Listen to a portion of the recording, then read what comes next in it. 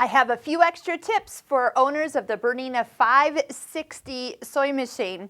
So there is an optional foot, number 3C, that you can purchase. And I just want to go over 3 things that this foot can actually do for you. So number 1, of course, it is designed to be a manual buttonhole foot. So many times when your foot is actually, well, you need it longer, a buttonhole longer than the built-in or 3A foot buttonhole foot, automatic buttonhole foot that's actually included with this machine, then you need to purchase a 3C foot. And C just means that it's coated, so that means you get a full 9mm width if you decide to do that.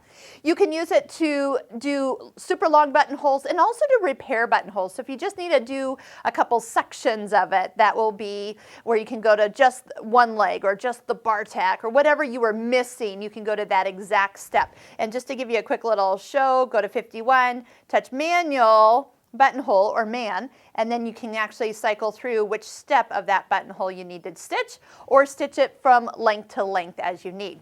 Now, if you happen to buy this buttonhole foot, let me show you 2 other uses that it's good for. Next one is stitch number 12. Stitch number 12, we did a video on gathering. So you can actually take cord, hook it around the front toe of this. Here we go, we'll do a kind of a makeshift front toe, and then the cord lays in the 2 grooves. That's why you use this foot.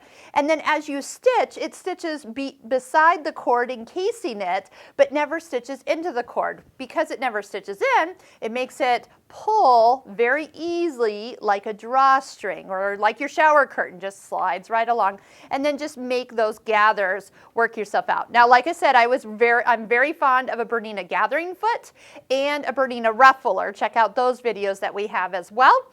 But this is another option. Third option, you will not believe it, but because of those 2 little grooves on the underneath side, I have used this as a makeshift invisible zipper foot. So what you can do with an invisible zipper is roll those coils out, line it up in one of the grooves, and then set your needle position as needed to stitch really close to the coil, and voila. Now there is a Bernina invisible zipper foot, which if you're doing more, definitely one to get, but if you've bought this foot, because this is optional, doesn't come with this machine, you can use that in a pinch. So there are other uses of this, but those are the 3 that I have often used, a foot number 3C, foot 4.